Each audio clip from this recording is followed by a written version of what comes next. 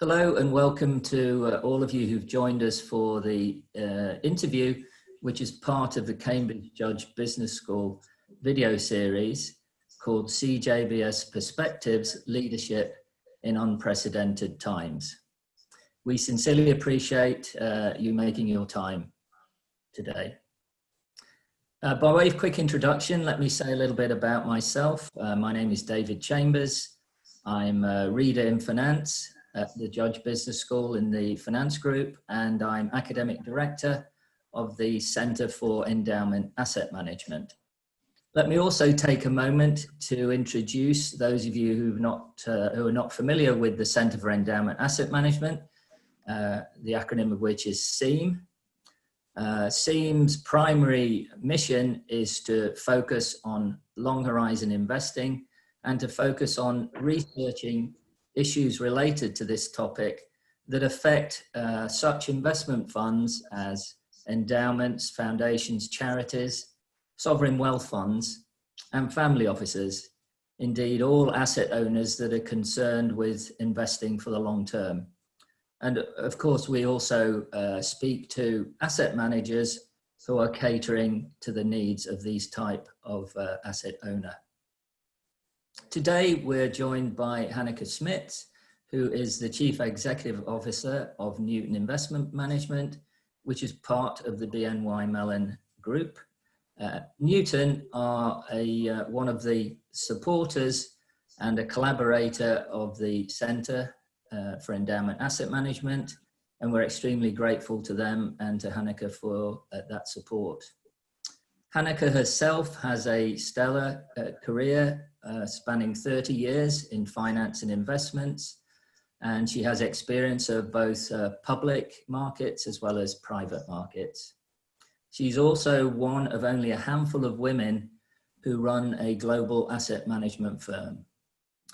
Hanneke is also a founder of a non-profit organization called Level 20, and one of her great passions is the topic of diversity in finance and investments.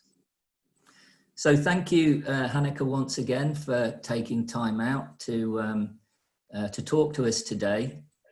I think a good place to get started would be to ask you to talk a little bit about Newton, the firm, and its background and what its position is in the asset management industry, particularly for those people listening and watching today who are less familiar with the asset management industry. Thank you, David. And first of all, also thank you for inviting me into your lecture series. We're very pleased with our continued collaboration.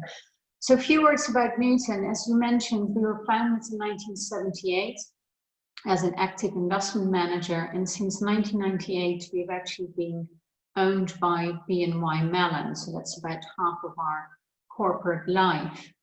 Active management means that we invest across a range of securities, both equities and credit, to combine to deliver investment returns to our clients, of which we have two types. They're institutional, so charities, pension funds, corporate pension funds, but we also invest on behalf of individuals via our partners at BNY Mellon.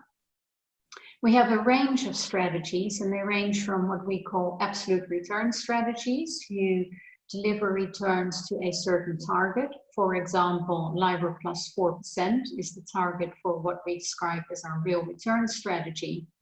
But then we also have a suite of high conviction, equity focused strategies, income strategies, which are mostly delivered in the equity space, and as well as sustainable strategies for which the interest has been growing quite rapidly.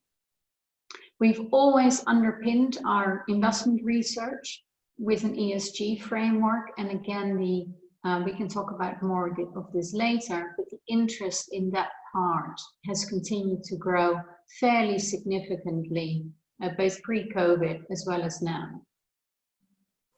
And roughly what's the size of the firm at the moment, and how would you describe the sort of typical client, if there is a typical client that Newton would have?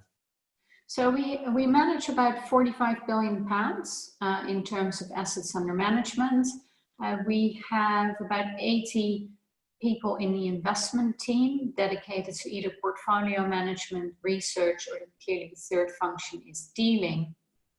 And it's hard to define a typical client because they range from either fairly large institutional mandates who often engage with us on a segregated basis, to charity clients, as well as to individual clients, but those individuals tend to access us through the BNY Mellon fund platform, who run Newton funds that are branded BNY Mellon on their platform. So as an individual, you can invest in any of these. Right. And I think I'm right in saying, even though you're a global firm in as much as you invest people's money globally, you only have a single office, which is in London. Is that correct? We have more than one office, but our entire investment team is based in London. Although right now working from home, so much more distributed around the UK and different geographies. So the investment team sits together on one floor, and then we have some of our commercially focused colleagues based out of New York, as well as out of Hong Kong. And we also have support in Pune, in India, particular to support us in technology, but have also recently been joined there by a responsible investment analyst to strengthen our efforts in that regard, and we're going to continue to invest in that. So becoming more global as well in terms of our employees, which has also been a trend for Newton when it comes to its client base. It has most of the clients 4 or 5 years ago were predominantly UK based, and we've been actively both defending those relationships we have, but also diversifying our clients, in particular in the US, with our partnership with BNY Mellon, as well as in APAC and continental Europe, with success. Excellent. So let's turn to the COVID pandemic, which has obviously plunged us over the last few months into somewhat tumultuous times. How do you see the response of the asset management industry in general, perhaps, as well as Newton, to the challenges that the pandemic poses? Well, I think there's sort of a number of ways in which we can take this. But first of all, I would say the industry as a whole has proven to be remarkably resilient, both from a relative performance perspective, as well as from an operational perspective.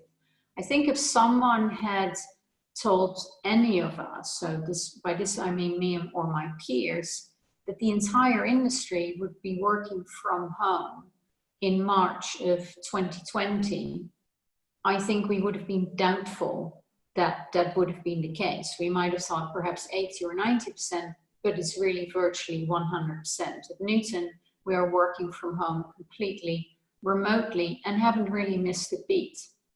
So this is clearly where technology has been helping us. And from an operational perspective, it's actually working very, very well.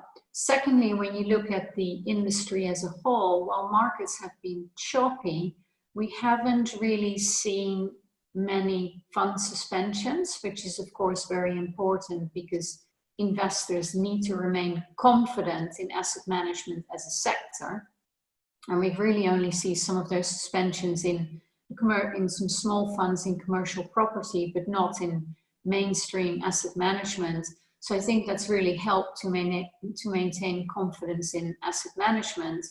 And then if you take it to a completely different level, I would say while this environment's very challenging, I think it also creates opportunities for asset management really to prove its worth and to ensure we remain focused on enhancing our clients' financial well-being, which is what we're all about. So let's talk a little bit more about how the pandemic has affected working practices and how you see that playing out over the next year or two.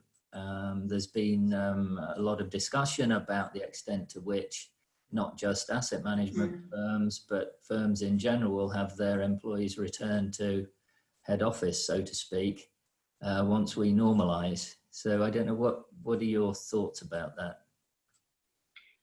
So it's actually quite a difficult debate, because to some extent we firstly need to take, there are two things we need to take into consideration. One is the health and safety of our employees, and secondly, government guidance, and they're intertwined because we ultimately have the same goal.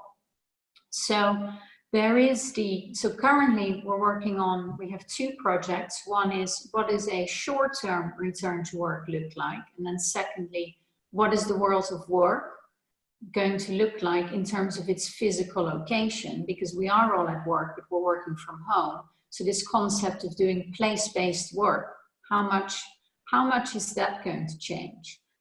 I'd say in the short term, given the social distancing measures we all need to continue to apply, and given that many of us in financial services, including Newton, live in or sort of work in multi-tenanted buildings with many staff, it is actually quite difficult to see that the majority of employees can return to the place of work in the short term. Because by the time you've worked out what that means for going up, how many people can go up in the elevator, the queues that you're going to have outside your building, the elevator to get onto the floor, how you apply social distancing to an open plan environment, meeting rooms, etc.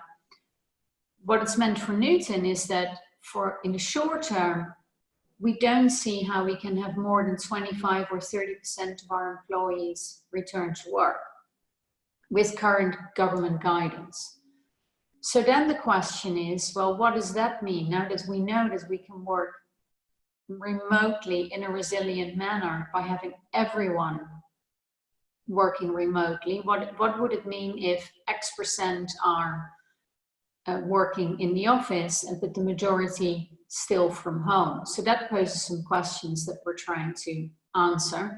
But secondly, it then raises the question as to who you're going to ask to come into work. And so what we're currently doing is engaging with our employees to see who will be interested in a return to work, so that we can actually offer space for those whose home environments are maybe not so conducive to working from home because they're sharing a flat, or people who live by themselves who might be suffering from isolation, or are going to possibly enjoy coming back into our workplace. So that's the short term. Then in the long term, again, the jury is out.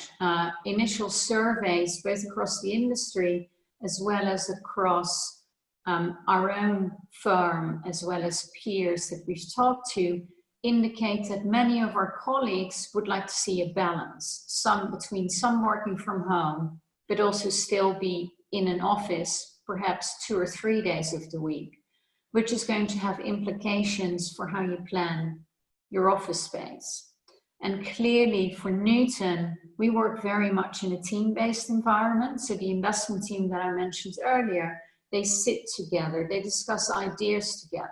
Yes, you can do it on Zoom or on WebEx in the same way that we're speaking now, but it's much harder to generate that creativity of thought, the spark that comes from sitting together. So how we plan for that is actually going to take a bit of time.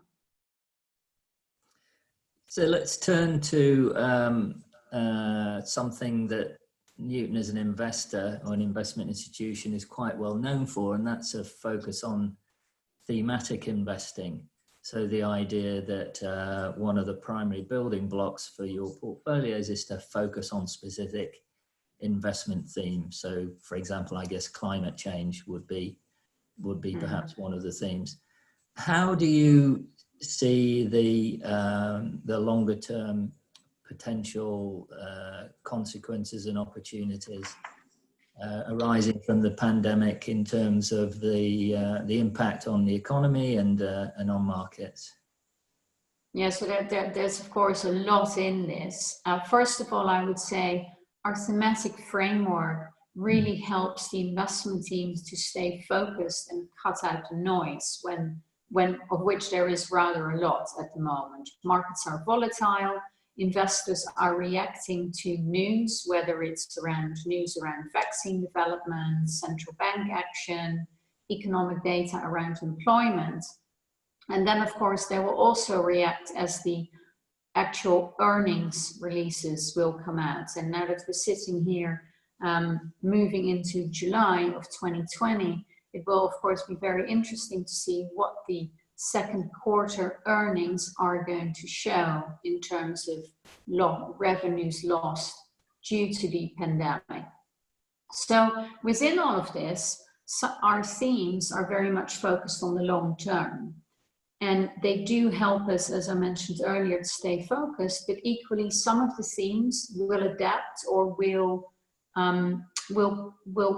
come to fore more strongly. For example, we have a theme called state intervention, which in this environment we're actually seeing more of. We're seeing big government, we're seeing more spend, and we do expect that down the road we're going to see an increase in tax across the world, because we're going to have to pay for the actions that are being taken at the moment. So our state intervention theme is guiding our investment professionals in a certain way. But then, for example, another area that you can look at is what it means for the aging population. What does it mean for healthcare?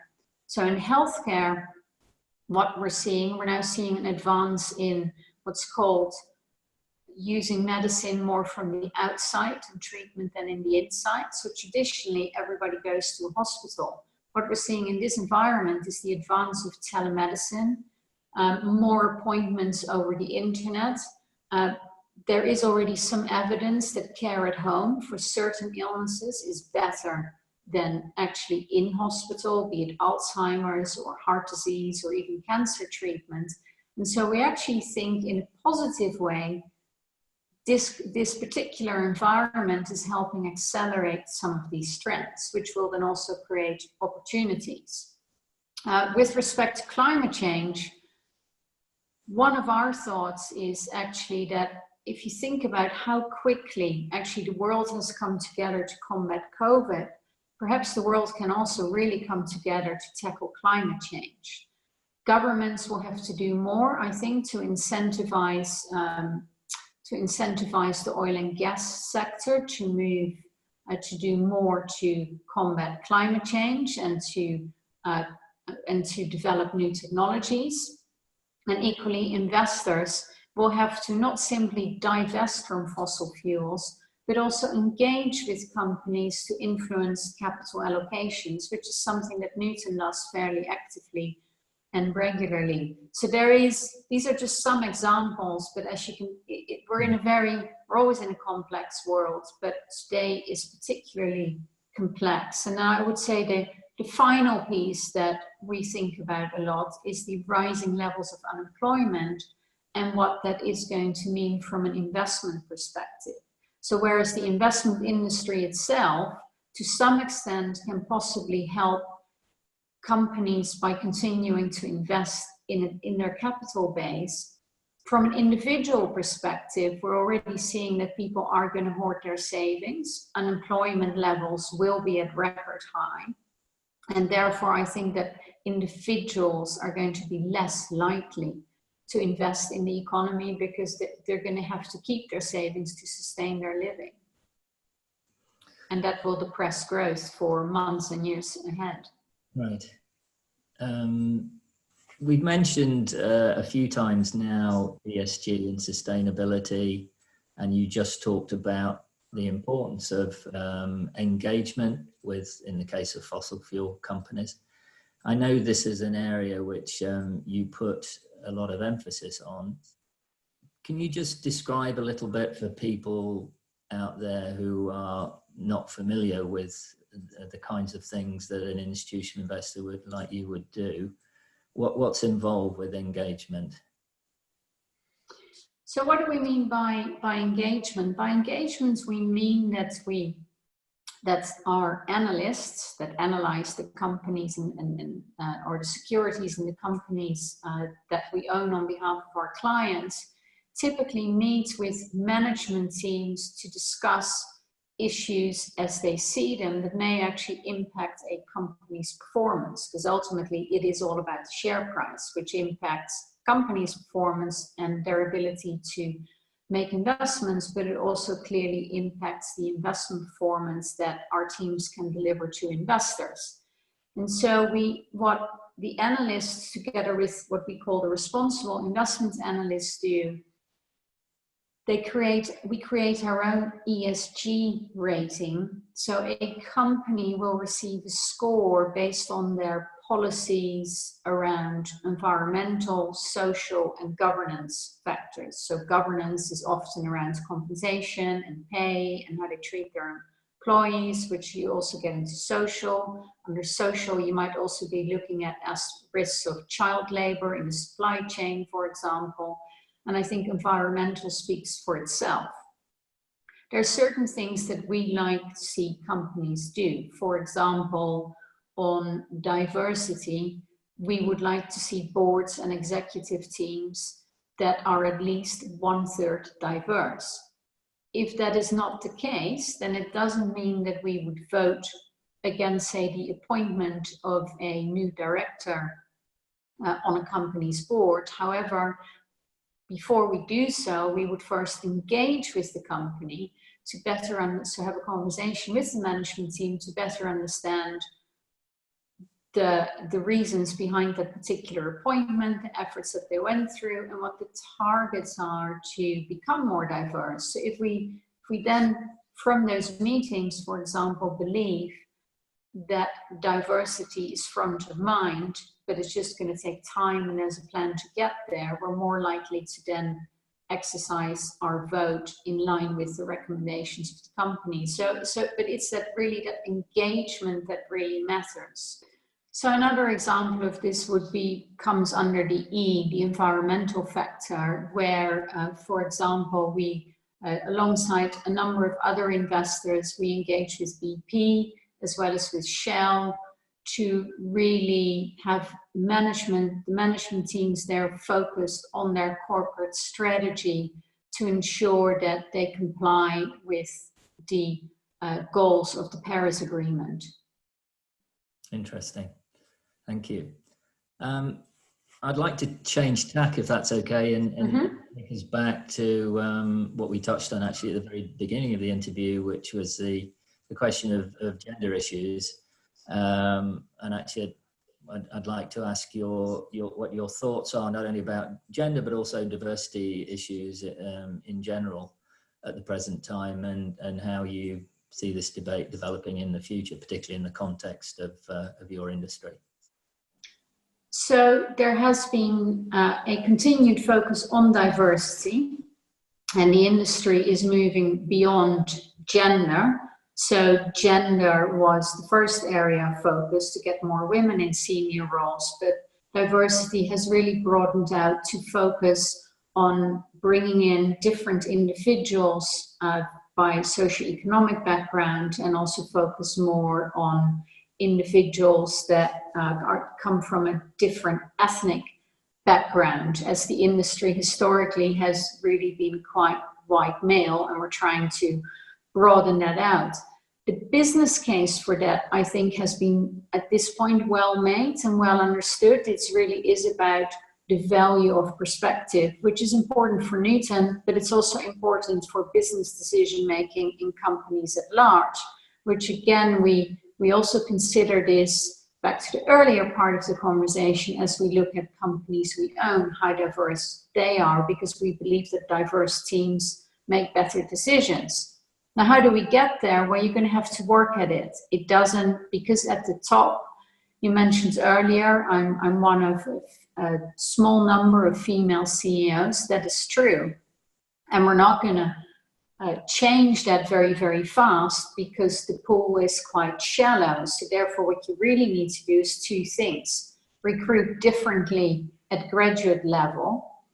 And at Newton, we're working hard on that. We have a vocational trainee program We have diverse interview panels. We make sure that when we recruit, that we ask the recruitment firm to ensure that we look at quite a diverse slate of candidates. So we're not looking at just one type of candidate, which is very important.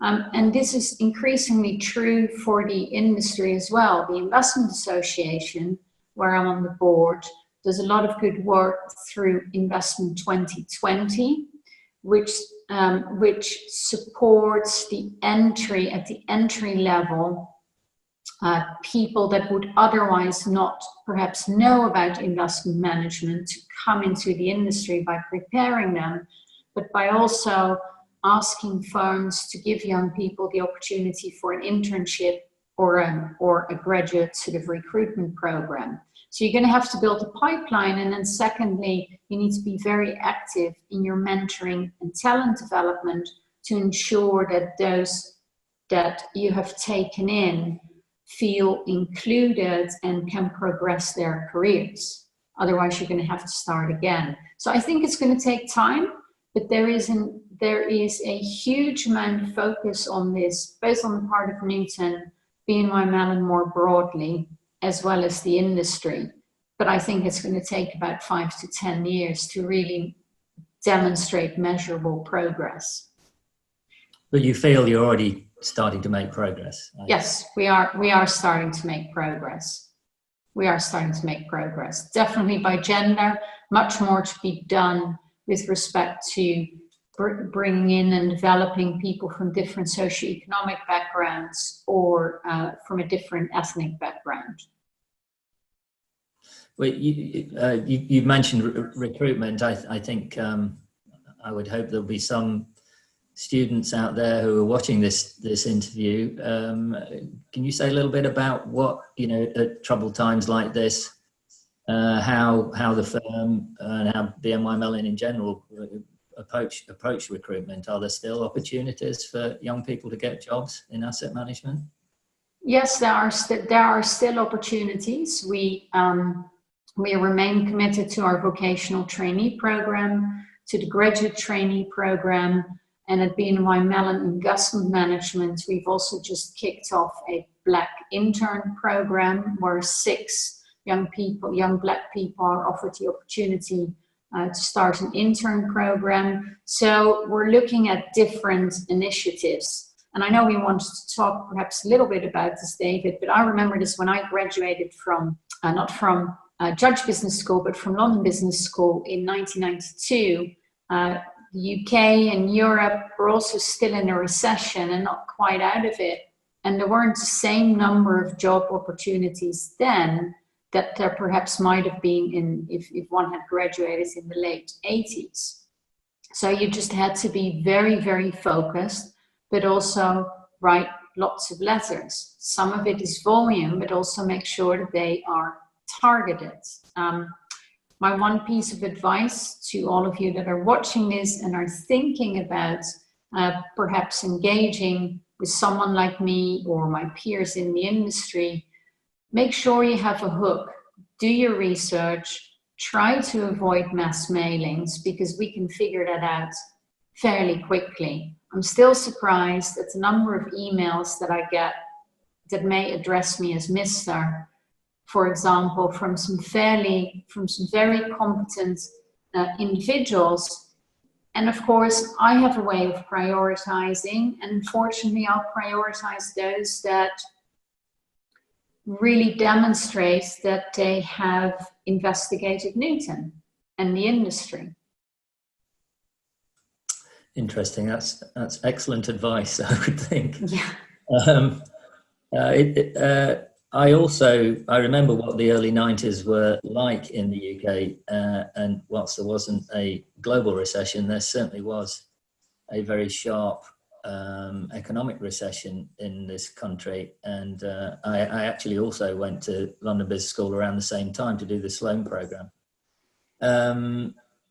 In that sense, there are, for people in the UK or considering going to business school in the UK, there are similarities to today. And so for those potential MBA students who are out there thinking about whether it really is a good idea for them to go ahead and study at the present time and take time out from the job market.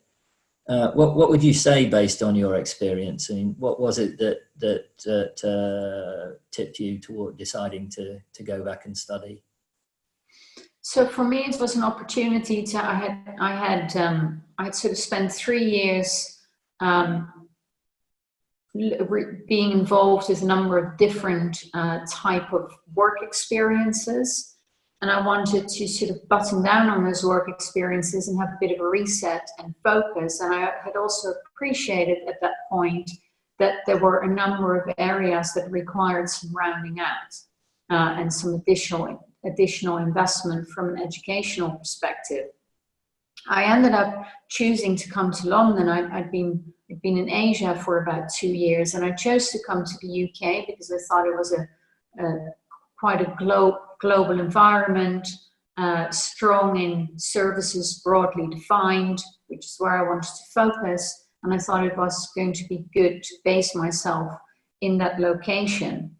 The thing that I really took away from my MBA was also the diversity of the student body, which no doubt you have at Cambridge as well, which again, already at the time highlighted, being in working groups, the value of different perspectives, working from people who'd either studied engineering, who'd come from Brazil or Boston or from Sandhurst, quite frankly. They all came with a different ways of working, different perspective, and it gave me an appreciation for these different perspectives, and also a very good network, which has been lasting.